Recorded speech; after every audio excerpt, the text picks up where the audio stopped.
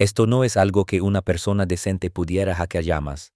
La orden fue tallante, debía ser retirada del Palacio Real de manera inmediata ese mismo día.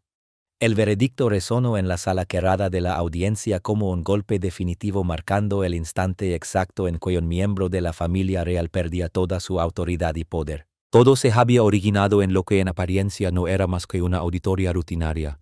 Se presentó un caso anónimo como ejemplo técnico, pero aquel expediente tocó directamente una zona sensible del pasado de una sola persona.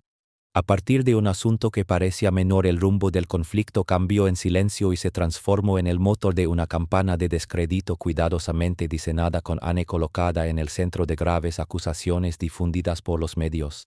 Desde ese momento se definieron dos frentes claros: por un lado, Anne luchando por demostrar su inocencia bajo una presión pública creciente y dentro de un sistema herméticamente cerrado; por otro, Camila utilizando su influencia interna, aprovechando cada resquicio administrativo y cada laguna técnica para arrinconar a su oponente sin salida aparente. El enfrentamiento se desarrolló sin ruido, pero su alcance superó con creces el de una simple disputa personal. Al final el desenlace fue brutal en su claridad. Una persona vio su honor plenamente restituido, mientras que la otra fue despojada de todos sus privilegios en una sola mañana. Y entonces surgió la pregunta inevitable: ¿el precio que Camila terminó pagando fue realmente suficiente para un plan tan meticulosamente elaborado que incluso logró engañar durante un tiempo a los propios mecanismos del sistema real? La mañana en Buckingham Palace se desarrolló bajo un escenario inusual y tenso. Todo el ala oeste del palacio fue celada con guardias reales reforzando cada acceso.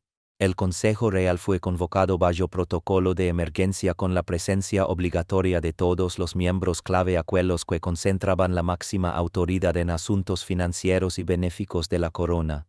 Desde primeras horas del día, la planta donde se celebraría la reunión permaneció bloqueada, y cualquier dispositivo de grabación ajeno al sistema interno fue estrictamente prohibido. La sala de la sesión estaba dispuesta conforme a los estándares reservados para asuntos de extrema gravedad. Frente a cada consejero reposaba un voluminoso dossier ya abierto y marcado en las páginas decisivas. Aquellos documentos habían sido verificados en una fase previa y confirmados como válidos y suficientes para sustentar un fallo definitivo. No hubo exposiciones ni alegatos, solo un silencio absoluto entre personas que ya conocían cada detalle del caso. Camila ocupaba el lugar asignado a la persona sometida a deliberación. Detrás de ella se situaban dos guardias reales, tal como exigía el protocolo para alguien cuya autoridad había sido suspendida. No hubo defensa, ni asesor legal, ni intercambio prolongado de palabras. La sesión no se celebró para debatir, sino exclusivamente para comunicar una conclusión final tras la validación interna de todas las pruebas. Cuando el presidente del consejo se puso en pie, la atmósfera de la sala cambió por completo. Nadie habló, no se escuchó ni un susurro. El fallo fue leído con precisión, palabra por palabra, tal como figuraba en el documento aprobado. Camila quedaba despojada de todo derecho a participar en actividades benéficas vinculadas a la corona y suspendida de manera indefinida de cualquier función relacionada con la gestión de fondos reales. Se trataba del nivel más alto de sanción que el Consejo podía imponer en ese momento, y significaba que ella no conservaría ningún papel representativo en organizaciones humanitarias asociadas al nombre real. Cualquier medida disciplinaria adicional, si procedía, sería comunicada en una sesión posterior de un órgano superior. Inmediatamente después de la lectura, los guardias reales ocuparon las posiciones establecidas de antemano, señal inequívoca de que se ejecutaban las órdenes de restricción de acceso dentro del recinto palaciego. La tarjeta de identificación fue retirada en el acto conforme al reglamento. El acta del fallo recibió el sello real, dejando constancia de su entrada en vigor inmediata. En la galería de acceso limitado se encontraba en presente, a petición del Consejo como parte directamente implicada. Permaneció sentada en el lugar asignado sin intervenir en votaciones ni deliberaciones. Las notas del secretario confirmaron que sus expedientes habían sido revisados a fondo y que no se había jalado ninguna infracción. Con ello se quedaban definitivamente las sospechas que habían flotado durante semanas y se restituía por completo su posición dentro del sistema benéfico real. El mazo de madera golpeó la mesa 3 veces, dando por concluida la sesión. Los miembros del Consejo abandonaron la sala en estricto orden ceremonial sin emitir declaraciones adicionales. Los guardias escoltaron a Camila por el pasillo reservado a las personas bajo restricción, conduciéndola fuera de la cámara del consejo para dar inicio a los procedimientos siguientes establecidos por la orden de expulsión del palacio. Las grandes puertas se cerraron con un eco solemne. El acta del fallo fue selada y trasladada de inmediato a la oficina de supervisión real. La información aún no estaba autorizada para hacerse pública, pero lo ocurrido acababa de convertirse sin duda en uno de los episodios más relevantes relacionados con el sistema benéfico de la corona en la última década. A partir de aquí la historia retrocede en el tiempo a un periodo anterior al estallido del escándalo, cuando ninguna señal extraña había salido todavía a la superficie y las raíces del conflicto entre dos figuras influyentes seguían latentes bajo la apariencia impecable del protocolo real. La auditoría periódica de la familia real se celebró en una sala de reuniones secundaria situada en el ala este del Palacio de Buckingham, un espacio reservado exclusivamente para la revisión interna de expedientes. El procedimiento seguía normas estrictas, los archivos se celaban con 72 horas de antelación, los informes se almacenaban en un sistema aislado y solo podían asistir quienes ocupaban cargos de nivel medio o superior dentro de la gestión benéfica. Al inicio de la presentación se seleccionó un estudio de caso correspondiente a una infracción del pasado, un asunto que había sido gestionado internamente muchos años atrás y cuyos registros originales descansaban en archivos cerrados. El documento proyectado en pantalla mostraba únicamente cifras, cronogramas y esquemas del proceso de supervisión sin incluir ningún nombre propio. Ese anonimato era un requisito obligatorio diseñado para garantizar la objetividad y evitar señalar directamente a una persona concreta. Sin embargo, para Camila aquel episodio había sido en su momento la única mancha en su historial de gestión. Se había tratado con discreción y ella estaba convencida de que había desaparecido para siempre de cualquier debate futuro.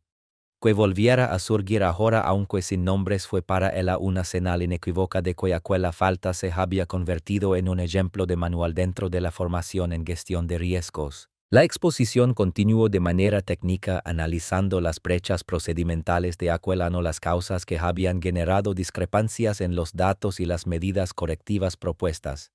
Todo se apoyaba en documentos y estándares, sin comentarios personales ni lenguaje acusatorio. Aún así, para Camila, que ese episodio se retomara en la auditoría actual se sintió como un golpe directo a su credibilidad, uno que solo ella percibía en toda su dimensión. Cuando la reunión terminó, Camila abandonó la sala por el pasillo que conducía a las oficinas internas. El resto de los asistentes se dispersó siguiendo el horario previsto, ajenos a la tensión silenciosa que comenzaba a tomar forma. No hubo conversaciones ni comentarios al margen.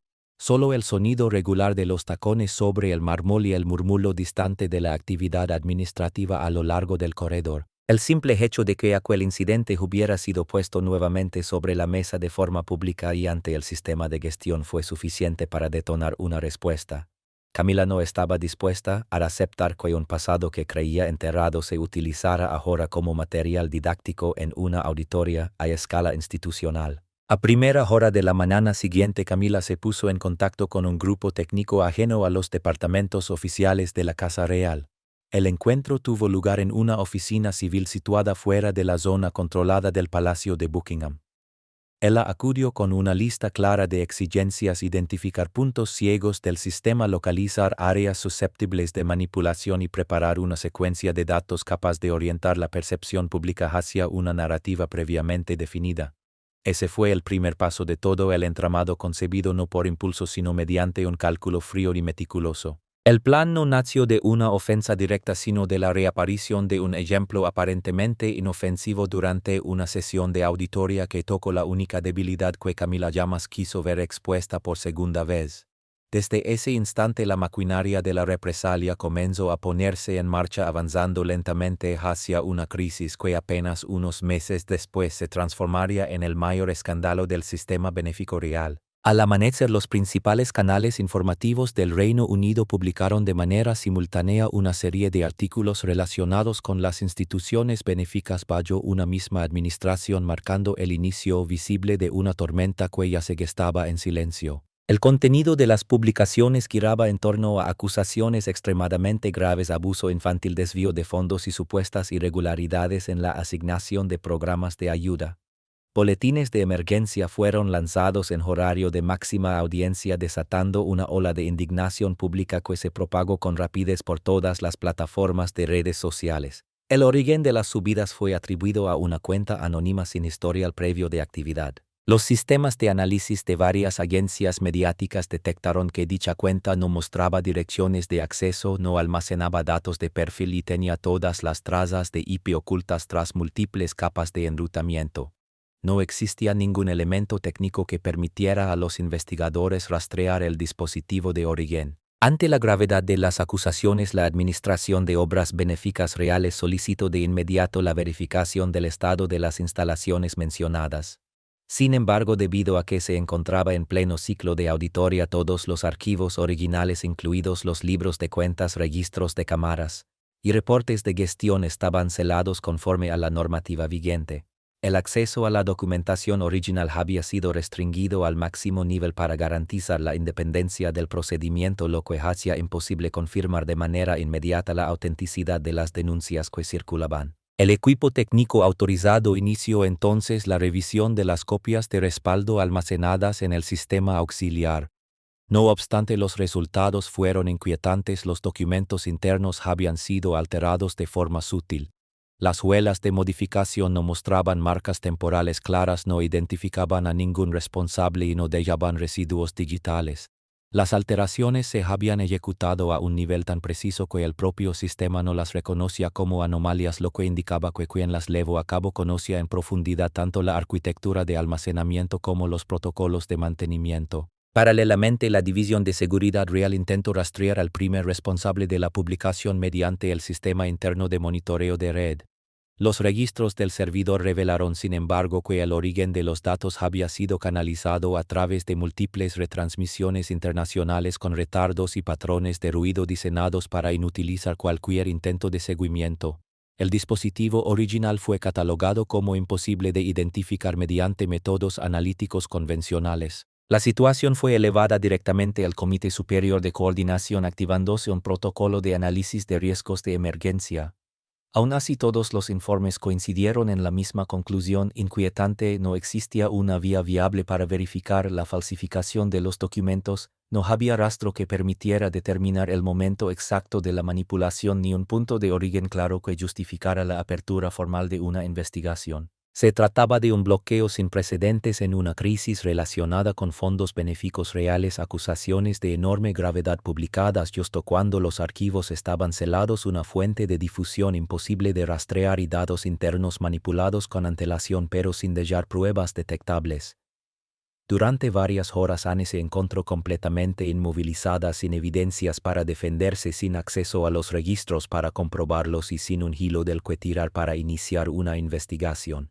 La crisis alcanzó un nivel en el que cualquier intento de defensa resultaba inútil, empujando a todo el sistema a una parálisis cargada de tensión. Cada paso posterior dependía de jalar la primera juela dentro de un laberinto de datos manipulados, una tarea casi imposible en la fase inicial del incidente. Antes de que estalara públicamente la avalancha de acusaciones contra las instituciones benéficas bajo la autoridad de Anne, Camila había mantenido una reunión secreta con un grupo técnico que operaba fuera del sistema real. En ese encuentro, el equipo encubierto presentó los resultados completos de la ejecución conforme a las directrices que Camila había impartido en la fase previa. Ella revisó el informe y confirmó que cada componente de la campana había sido completado. Los vídeos habían sido reconstruidos mediante tecnología de simulación de fotogramas. Los documentos contables fueron modificados para coincidir con los segmentos de datos que permanecían dentro de la zona de auditoría celada, y los registros del sistema fueron tratados de forma que no quedaran visibles marcas temporales de las manipulaciones. El material que Camila recibió demostraba que el equipo ejecutor comprendía a la perfección la arquitectura operativa del sistema de almacenamiento de las obras benéficas reales. Habían creado una versión paralela de los datos auténticos, sustituyendo partes concretas por versiones defectuosas, pero manteniendo intacta la estructura general para evitar activa cualquier alerta automática. Los archivos de vídeo de las instalaciones benéficas fueron sometidos a transformaciones de múltiples capas diseñadas para que los ángulos de cámara, la iluminación y el audio no rompieran los patrones originales de identificación. Al mismo tiempo, los datos contables se ajustaron cuidadosamente para que las cifras permanecieran dentro de márgenes aparentemente razonables, generando la sensación de una mala gestión verosímil en lugar de una falsificación evidente. Todas las marcas temporales de las ediciones fueron eliminadas por completo, lo que provocó que las herramientas de verificación registraran los archivos como si hubieran formado parte del sistema desde antes del inicio del periodo de auditoría. El informe del equipo técnico también señalaba que tras la operación final se habían borrado todos los rastros, las vulnerabilidades, quedaron quebradas, los permisos de acceso temporales fueron revocados y los dispositivos de un solo uso se aislaron para ser retirados del lugar. No quedaron registros del sistema de archivos intermedios ni datos de geolocalización una vez concluida la reunión. Desde la perspectiva de Camila, la campana había alcanzado un nivel de ocultamiento casi absoluto. Se diseñaron planes de contingencia para garantizar que si en el futuro se iniciaba una investigación, cualquier intento de rastreo condujera a puntos muertos, imposibilitando la identificación del origen de la filtración. Al contrastar el plan con el calendario de la auditoría, Camila confirmó que toda la operación se había alineado con el momento más sensible. Los archivos auténticos quedaron selados exactamente cuando la información fabricada fue difundida, obligando a todo el proceso de inspección a regirse por el principio de no interferencia. Anne fue colocada en una situación límite, sin acceso a los datos, sin capacidad de responder y sin margen para iniciar una contraindagación. Los medios, al recibir los documentos, dispondrían del tiempo suficiente para moldear la opinión pública antes de que la Casa Real pudiera emitir cualquier comunicado oficial. Las evaluaciones internas del equipo de Camila indicaban que el objetivo previsto se había cumplido. La campana había sido optimizada para golpear justo en el punto débil del sistema de auditoría, el periodo de cierre y la fase de bloqueo de accesos. La implementación sincronizada de la manipulación de datos, la sustitución de vídeos, la eliminación de huellas y la difusión de documentos aseguró que Anne afrontara la crisis precisamente cuando carecía de toda capacidad de reacción. El informe final que Camila recibió confirmaba que se habían satisfecho todos los requisitos iniciales: rapidez, alcance, credibilidad simulada y la facultad de paralizar la respuesta del objetivo. Para ella ese era el momento en que la operación alcanzaba un alto grado de culminación. El mecanismo operativo estaba en marcha, los pasos activados, la opinión pública preparada y el sistema interno de la Casa Real había pasado a un estado meramente reactivo. La campana ya no era un plan sino un proceso plenamente funcional con una trayectoria definida, empujando a Anne al centro de la crisis mientras Camila permanecía completamente fuera de la zona de sospecha. Mientras el sistema de auditoría continuaba celado y buscaba apoyo fuera del procedimiento oficial, un experto en ciberseguridad que había participado anteriormente en el diseño del marco de seguridad del sistema benéfico real fue consultado de manera discreta. Los registros de este especialista reflejaban una amplia experiencia en intrusiones técnicas de alto nivel, en particular en la simulación de firmas digitales y el rastreo de dispositivos anónimos. Tras recibir el conjunto de datos que se había difundido por los medios, el experto detectó de inmediato que la estructura falsificada no coincidía con el estilo de los grupos de ataque habituales, sino que mostraba la huella característica de una organización encubierta de alta precisión, especializada en duplicación de dispositivos y en sortear capas internas de control. El análisis inicial se centró en las firmas técnicas incrustadas en los datos filtrados. Los resultados revelaron que las alteraciones tanto en los videos como en los archivos contables se correspondían con modificaciones realizadas mediante un dispositivo intermediario interno y no a través de un ataque externo. Esto abrió una nueva línea de investigación contra la lista de dispositivos que habían tenido acceso al sistema antes del inicio del periodo de cierre. El experto procedió a descodificar los segmentos de datos borrosos dentro de los archivos y logró recuperar rastros parciales que aún persistían. Aunque la mayor parte de la información había sido eliminada, subsistían varias cadenas de código que coincidían con el formato de un dispositivo perteneciente a uno de los grupos responsables de las operaciones benéficas. Una vez identificado el dispositivo, el especialista lo comparó con los códigos restantes almacenados en el antiguo sistema de inventario. Los hallazgos mostraron que dicho dispositivo había estado registrado en el pasado a nombre de un miembro del equipo de gestión de Camila, una persona encargada de coordinar las comunicaciones internas y que disponía de derechos de acceso temporales a los sistemas auxiliares de las instalaciones benéficas. La detección de ese dispositivo conectado a la red exactamente en el momento en que los datos fueron alterados se consideró la primera prueba sólida capaz de abrir la vía hacia una investigación oficial. Anne presentó de inmediato una solicitud de verificación independiente ante la División de Seguridad Real. Aunque todavía no tenía autorización para acceder a los archivos originales debido al periodo de cierre en curso, el departamento técnico permitió que el análisis de expertos externos se utilizara como referencia comparativa. El resultado fue contundente: los documentos modificados no eran consecuencia de un ataque externo, sino el producto de un dispositivo interno que había ejecutado manipulaciones deliberadas. De manera especialmente reveladora, el aparato señalado en la investigación pertenecía a una persona que trabajaba en estrechísima proximidad con Camila. Este hallazgo redirigió de inmediato el foco hacia la hipótesis de un sabotaje interno planificado. Durante la segunda fase de revisión, el experto colaborador volvió a examinar todo el sistema de copias de seguridad. Varios archivos periféricos de respaldo que habían pasado inadvertidos durante el proceso de borrado de huellas aún conservaban información sobre versiones anteriores de los videos previas a su manipulación. Al comparar esas versiones, las diferencias coincidían de forma exacta con técnicas que el equipo interno de edición vinculado a Camila había empleado en proyectos anteriores. Esto reforzó aún más la evaluación de que el grupo técnico implicado en la campaña mantenía vínculos directos con Camila o con su departamento.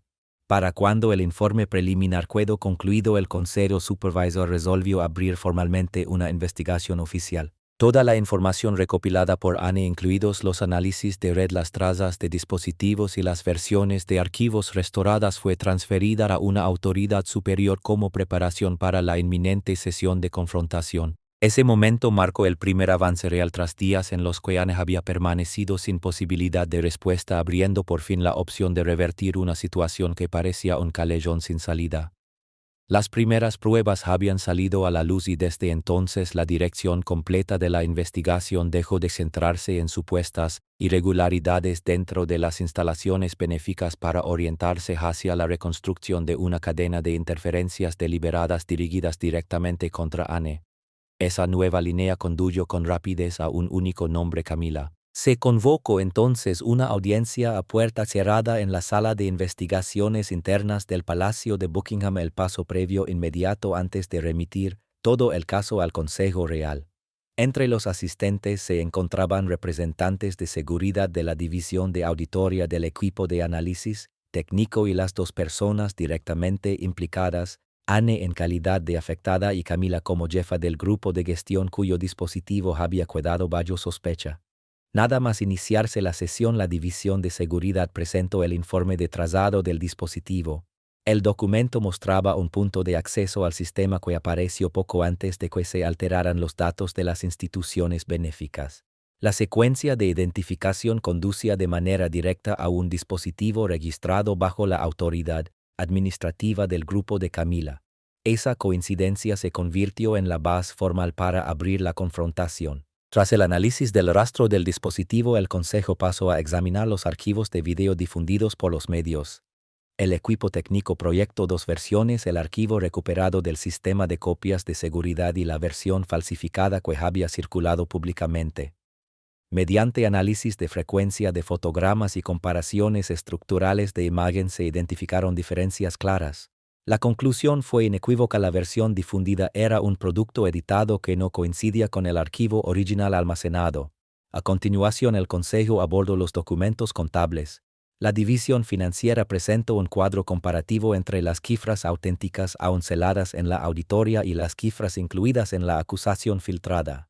Las líneas añadidas aparecían en ubicaciones que solo alguien con conocimiento profundo de la estructura interna de los informes habría sabido utilizar. El informe subrayó además que el formato de esas inserciones coincidía con el estilo de entrada del equipo de comunicaciones internas, una unidad operativa que se encontraba bajo la autoridad directa de Camila. Este fue el segundo vínculo decisivo establecido durante la confrontación. Una vez expuesto todo el conjunto de pruebas, el Consejo avanzó hacia el enfrentamiento directo entre las dos personas implicadas.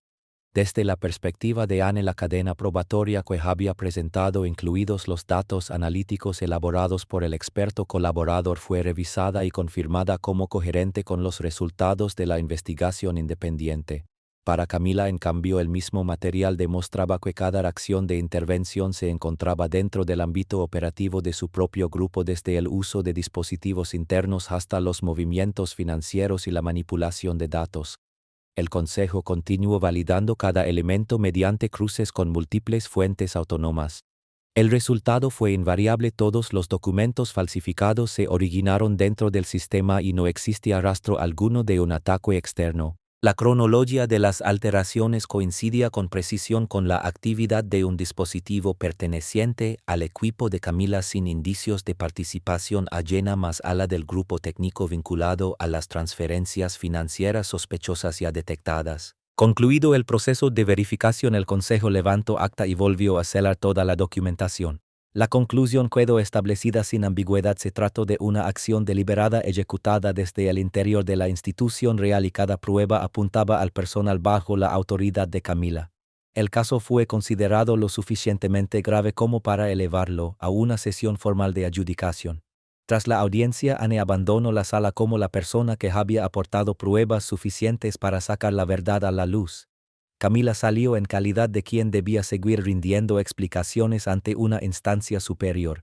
Lo ocurrido en ese enfrentamiento se convirtió en el cimiento esencial del fallo definitivo que el Consejo Real emitiría en la sesión siguiente. La audiencia final del Consejo Real se reanudó a la mañana siguiente en la misma cámara donde anteriormente se había anunciado la resolución provisional sobre Camila.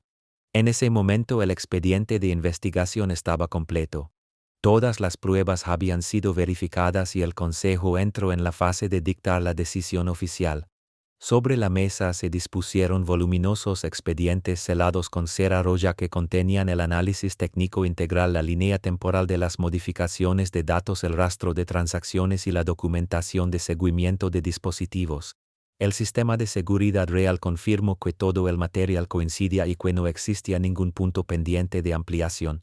Anne fue invitada a asistir como la persona cuya inocencia había quedado demostrada durante la investigación. Se anunció formalmente la restitución de su honor, declarando que todas las acusaciones en su contra habían sido fruto de una interferencia deliberada y no de errores de gestión. Con ello se disiparon por completo las dudas sembradas en los medios y se restauró plenamente su posición dentro del sistema de beneficencia real. Acto seguido, el Consejo abordó la parte central de la audiencia, el veredicto final sobre Camila. El representante de Seguridad Real confirmó que las alteraciones de datos, la manipulación del sistema y la coordinación con el grupo técnico externo se originaron en dispositivos, cuentas y permisos de acceso pertenecientes a la división bajo su dirección. Las transacciones financieras vinculadas al equipo técnico encubierto fueron verificadas como procedentes de un miembro del personal sujeto a su autoridad directa. En ningún punto de la investigación apareció confusión ni margen para interpretaciones erróneas. Tras anunciarse los hallazgos, el Consejo procedió a leer las sanciones. Camila fue despojada de manera permanente de su derecho a participar en cualquier actividad benéfica bajo el emblema real. Se le retiraron todos los cargos y atribuciones relacionados con la gestión de fondos. Se le prohibió indefinidamente el acceso a los sistemas internos y se le ordenó abandonar el palacio ese mismo día. Todas las prerrogativas, títulos y derechos de uso de insignias reales quedaron anulados. El veredicto no dejó espacio alguno para negociación. La caída de Camila no se produjo entre gritos ni resistencia. Se ejecutó conforme al protocolo real, silenciosa, fría y absolutamente concluyente. De manera oficial fue apartada de la esfera de influencia a la que había estado ligada durante tantos años. La retirada de privilegios se ejecutó de forma inmediata y sin dilaciones, dejando clara la gravedad con la que la familia real consideró la falta cometida. Al mismo tiempo, Anne fue recibida en el corredor exterior de la sala de audiencias por miembros de la realeza y representantes de diversas organizaciones benéficas.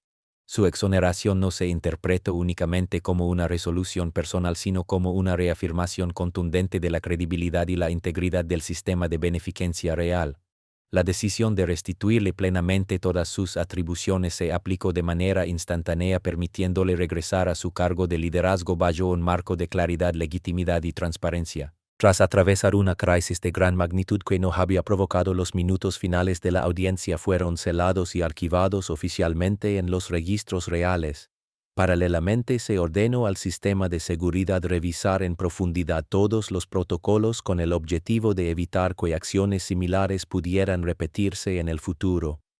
El episodio quedó registrado como una de las investigaciones internas más amplias de los últimos años, quedándose con un veredicto severo pero considerado indispensable para preservar la estabilidad institucional. Después de todo lo ocurrido surge una pregunta inevitable: ¿fue realmente proporcional el castigo impuesto a Camila frente al nivel de daño que causó, y si el sistema real actuó con tanta firmeza? ¿Creen los lectores que deberían aplicarse medidas adicionales aún más amplias para garantizar una transparencia total? Compartan su opinión en la sección de comentarios. No olviden dar me gusta, compartir y suscribirse para más contenidos, y hagan clic en el siguiente video que aparece en pantalla. Seguro lo disfrutarán, seguro lo disfrutarán, seguro lo disfrutarán, seguro lo disfrutarán.